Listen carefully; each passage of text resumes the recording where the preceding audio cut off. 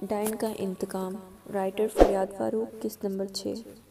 یہ میڈیسن چائے میں ملا دینا، اسے پیتے ہی الیان بے ہوش ہو جائے گا اور ہم اس کو اس ڈائن کلپتن میں لے جائیں گے۔ ثاقب نے عروسہ کے ہاتھ میں میڈیسن تھماتے ہوئے کہا، مگر یہ ٹھیک تو رہے گا نا؟ ہم اس کے ساتھ کچھ غلط تو نہیں کر رہے نا؟ عروسہ کو ڈر لگ رہا تھا۔ نہیں عروسہ، الیان کے لیے ہمیں یہ کرنا ہوگا، تم جلدی کرو۔ انور بھائی اور رفت بھابی بھی آتے ہوں گے، ثاقب نے کہا۔ ہاں ٹھیک ہے، میں چلتی ہوں، عروسہ کہہ کر کمرے سے چلتی بنی۔ تھوڑی دیر میں رفت اور انور بھی کمرے میں آگئے۔ کیا ہوا ثاقب، کام ہوا یا نہیں؟ انور نے آتے ہی سوال کیا۔ ہاں بھئی، بس عروسہ گئی ہوئی ہے، ثاقب نے جواب دیا۔ ٹھیک ہے، مگر باقی بچوں کا کیا؟ رفت نے کہا۔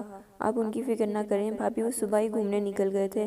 لو، ہو گیا کام، عروسہ کی آواز آئی۔ سب پیچھے مڑے۔ سب آ جاؤ، الیان بے ہوش ہو گیا ہے، عروسہ نے کہا تو سب اس کے ساتھ چل پڑے۔ اور یہ بات ہے، حبیب نے ساری بات سننے کے بعد کہا۔ پر مجھے یہ سمجھ نہیں آ رہی کہ وہ ڈائن تھی کون اور یہاں سلیمانی کتابوں کو لینے کیوں آئی تھی؟ اسے پتہ کیسے چلا؟ حبیب نے دماغ پہ زور ڈالتے ہوئے کہا۔ ایک منٹ پاپا، کہیں وہ روائن ہی تو نہیں تھی؟ انیس نے کہا۔ نہیں، تم نے تو مجھے بتایا کہ وہ بولی تھی کہ میں ایک ڈائن ہوں۔ اگر وہ روائن ہوتی تو ضرور بتاتی، حبیب نے کہا۔ تو کیا پتہ یہ روائن کسی اور مقصد کے لیے آئی ہو یا وہ بتانا نہ چاہتی ہو، انیس نے کہا۔ نہیں، ایک ڈائن ہمیشہ اپنی طاقت ضرور بتاتی ہے۔ تم نے اس کے ناخن دیکھے تھے، کس رنگ کے تھے؟ ہاں پاپا، اس کے ناخن کالے تھے۔ تو وہ روائن نہیں تھی، جہاں تک میں روائن کو جانتا ہوں اس کے ناخن نیلے ہوتے ہیں، حبیب نے کہا۔ تو پھر اب ہم اسے کیسے ڈھونڈیں گے؟ انیس نے کہا۔ چلو میرے ساتھ، اوپر لیب میں کچھ دیکھتے ہیں وہاں، حبیب نے کہا اور لائبریری سے باہر نکل گئے۔ انیس بھی حبیب کے پیچھے چل پڑا۔ جیسے ہی انیس اور حبیب اوپر پہنچے، لیب کو دیکھ کر دونوں کے رنگ اڑ گئے۔ اور پہلی طرف کی سچویشن۔ لو، پہنچ گئے ہم گھاٹ کے پاس، جنگل میں، ثاقب نے گاڑی کو روک کر بریک لگاتے ہوئے کہا۔ چلیں سب باہر نکلیں، ثاقب نے گاڑی کا دروازہ کھولا اور باہر نکلا۔ رفت، انور اور عروسہ بھی باہر آ گئے۔ انور اور ثاقب نے بے ہوش الیان کو باہر نکالا اور اسے کندھے پہ اٹھا لیا۔ چلو غار میں، انور نے کہا۔ دھیان سے، رفت نے کہا، اور سب غار کی طرف چل دیے۔ جیسے ہی اب غار میں داخل ہوئے تو اندر مشال اور موم بتیاں جل رہی تھیں۔ سامنے ایک بہت بڑے شیشے میں ایک لکڑی اور شیشے سے بنا تابوت رکھا گیا تھا، جس میں ایک پتھر کی مورتی تھی اور ایک طرف ایک عامل زمین پر آنکھیں بند کیے بیٹھے تھے۔ عامل کے سر پر لمبے اور سفید بال تھے اور داڑھی مونچھیں بھی بالکل سفید، اور عامل نے لمبا کالا کرتا پہن رکھا تھا جو اس کے ٹخنوں تک آ رہا تھا۔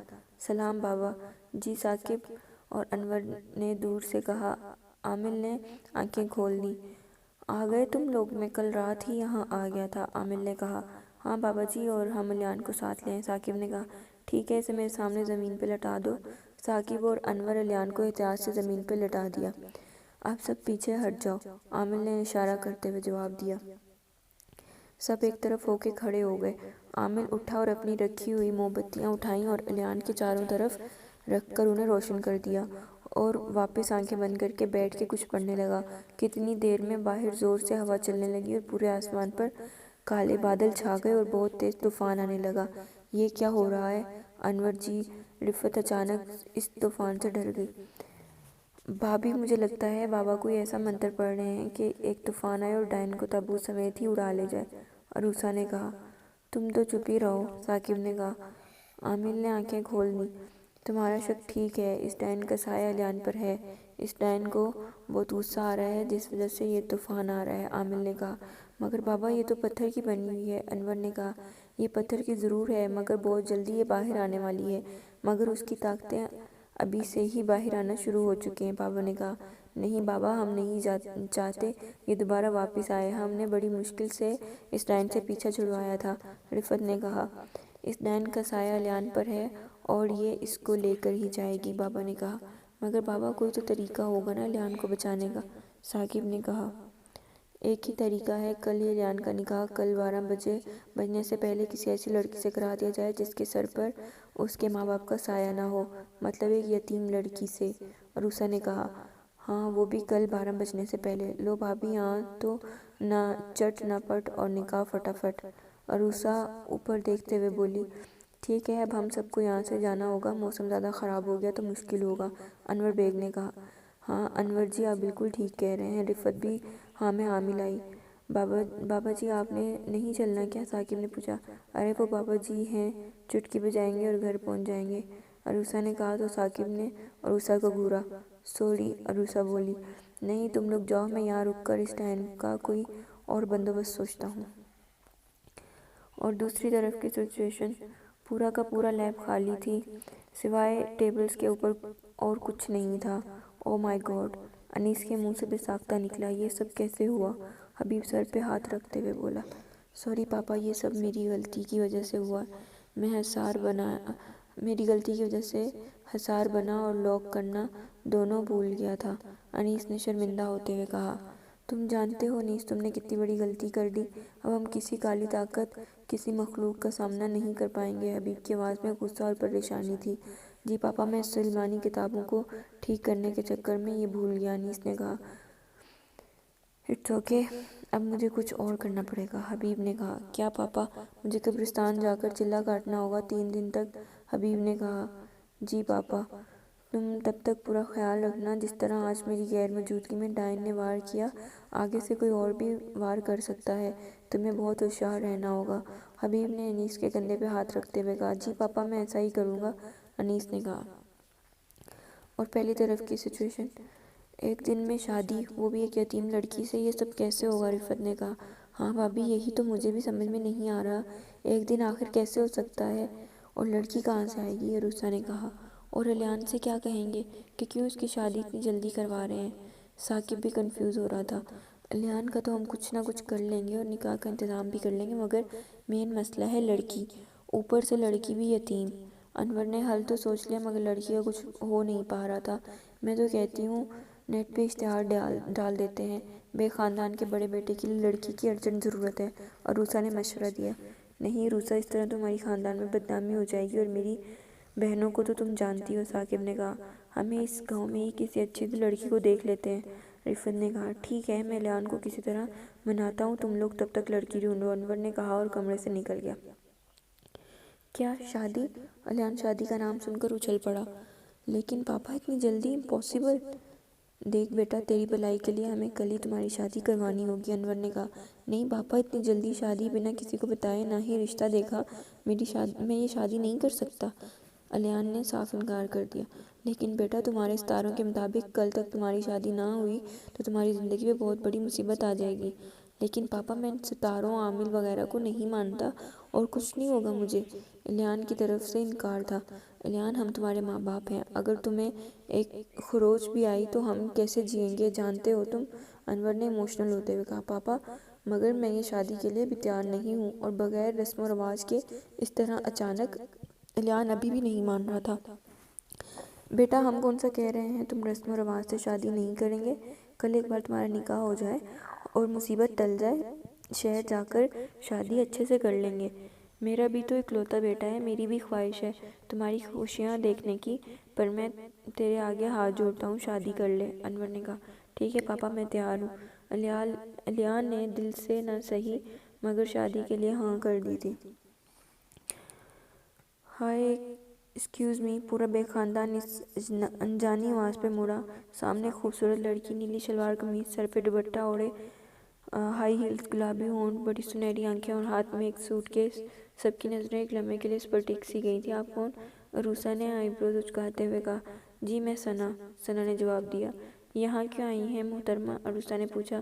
جی وہ مجھے ایڈ ملا تھا کہ آپ کو ایک ایسی لڑکی کے رشتے کی ضرورت ہے جس کے پیرنٹس کی ڈیتھ ہو گئی ہو، ثنا نے بتایا۔ اوہ اچھا، آپ کھڑی کیوں ہیں، آئیں نا بیٹھیں، رفت جلدی سے صوفے سے کھڑے ہوتے ہوئے بولی۔ ثاقب اور انور بھی کھڑے ہو گئے۔ جی ثنا چلتی ہوئی آئی اور رفت کے سامنے والے صوفے کے پاس کھڑی ہو گئی۔ ارے بیٹا کھڑی کیوں ہو، بیٹھ جاؤ نا، انور نے کہا۔ انکل وہ بڑے کہتے ہیں تو میں کیسے بیٹھ جاؤں؟ اوہ اچھا، سب مسکرا کر بیٹھ گئے، ثنا بھی بیٹھ گئی۔ رفت نے عروسہ کو اشارہ کیا۔ جی میں ابھی آتی ہوں، عروسہ کہتے ہوئے چل پڑی۔ ہاں تو بیٹا کچھ اپنے بارے میں بتاؤ۔ دراصل میں امریکہ سے ایک ویک پہلے آئی ہوں، میرے پیرنٹس کی کچھ عرصہ پہلے ایک ایکسیڈنٹ میں موت ہو گئی تھی، میں بچپن سے امریکہ میں رہی ہوں، موم ڈیڈ کے بعد اس دنیا میں میرا کوئی نہیں تھا، تو میں اکیلی ہی اپنے پاپا کا بزنس ہینڈل کرنے لگی۔ بٹ انکل آپ کو تو پتہ ہے آج کل کے دور میں ایک لڑکی کا اکیلا رہنا مشکل ہے۔ میں نے سوچا شادی کر لوں، پر اپنے ہی ملک سے ایک ویک سے یہاں آئی ہوں۔ ثنا چپ ہو گئی۔ عروسہ چائے سموسے لے آئی۔ تو بیٹا کیا خیال ہے تمہارا، شادی کے بعد کہاں رہنا چاہتی ہو؟ ثاقب نے پوچھا۔ انکل میں شادی کے بعد سب کچھ اپنے ہسبینڈ کے نام کر دوں گی، اور مجھے گھر کے سارے کام آتے ہیں۔ امریکہ میں میں نے کوئی بھی سرونٹ وغیرہ نہیں رکھا ہوا تھا۔ میں آپ کے بارے میں سب کچھ معلوم کروانے کے بعد ہی یہاں آئی ہوں۔ اچھا ہوگا آپ میرے بارے میں بھی سب کچھ پتہ کروا لیں، ثنا نے کچھ تفصیل سے بتا دیا۔ بھابی لڑکی تو اچھی ہے اور لاٹری بھی، رشتہ ڈن کر دو، عروسہ نے سرگوشی سے کہا۔ تم ٹھیک کہہ رہی ہو، شاید انور سے کہہ کر اس کا سب پتہ نکلواتے ہیں اور ڈن کر دیتے ہیں۔ لڑکی بھی بہت خوبصورت ہے، رفت نے آہستہ سے کہا۔ تو ٹھیک ہے، آپ اوپر جائیں، گیسٹ روم میں آرام کریں، تب تک ہم آپ کو اپنا فیصلہ سنا دیں گے۔ نکاح کی تیاریاں چل رہی تھیں کہ بیگ خاندان نے ثنا کے بارے میں سب کچھ معلوم کرنے کے بعد رشتہ ڈن کر دیا، اور نکاح آج دن 11:30 پہ رکھ دیا گیا۔ سارا گھر سجایا گیا تھا اور گاؤں کے کچھ لوگوں کو بلوایا گیا تھا۔ یار حریم، تیرا شہزادہ تو تیرا ہونے سے پہلے ہی پرایا ہو گیا، علینا نے حریم سے کہا۔ علینا اور حریم دونوں یہاں کام کے لیے آئی ہوئی تھی۔ حریم آنا تو نہیں چاہتی تھی، مگر خالہ نے زبردستی بھیج دیا تھا۔ چپ کر یار، یہ بھی کوئی لڑکا ہے ڈفر سا، مجھے تو کوئی خوبصورت لڑکا چاہیے، حریم نے سیڑھیاں اترتے ہوئے جواب دیا۔ اچھا، اور کل تو بڑا کہہ رہی تھی کہ آ گیا میرے خوابوں کا شہزادہ، علینا نے طنزیہ کہا۔ اچھا تو تیرا کدھر گیا، حریم نے سیڑھیوں پر ہی رک کر پوچھا۔ میرا تو یہیں کہیں ہوگا، تو چل نا، علینا نے کہا۔ حریم نے جیسے ہی سیڑھیوں پہ ایک قدم بڑھایا تو اس کا پاؤں لڑکھڑایا اور حریم نیچے گرتی چلی گئی۔ حریم نے آنکھیں بند کر لی تھیں، مگر اگلے ہی لمحے وہ کسی کے بازو میں تھی۔ حریم نے آنکھیں کھولیں تو وہ لیان تھا۔ دونوں کی نظریں ایک دوسرے کے چہرے پر ٹک گئیں۔ اوہو، علینا کی آواز پہ دونوں ہوش میں آئے اور کھڑے ہو گئے۔ حریم دوسری طرف جانے لگی۔ انسان تھینکس ہی بول دیتا ہے، لیان نے کہا۔ تھینکس کس بات کا، تم نے حساب برابر کیا۔ ایک بار میں نے تمہیں بچایا تھا اور آج تم نے مجھے بچا دیا۔ یادداشت بڑی تیز ہے آپ کی، لیان نے کہا۔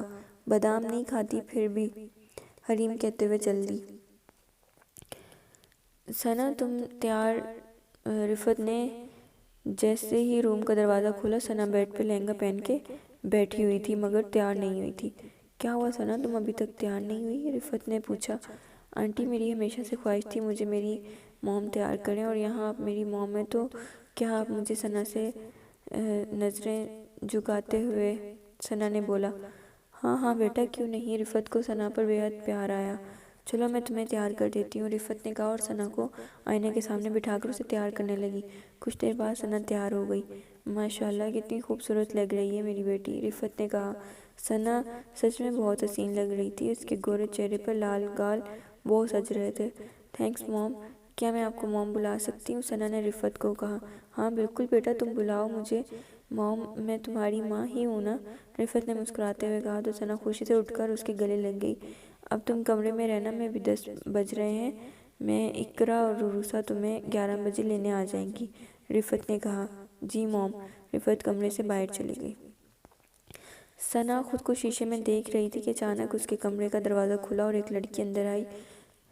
لڑکی نے اندر آتے ہی روم لاک کر دیا۔ ثنا اسے اچانک دیکھ کے ڈر گئی۔ ہو آر یو، ثنا نے سوال کیا۔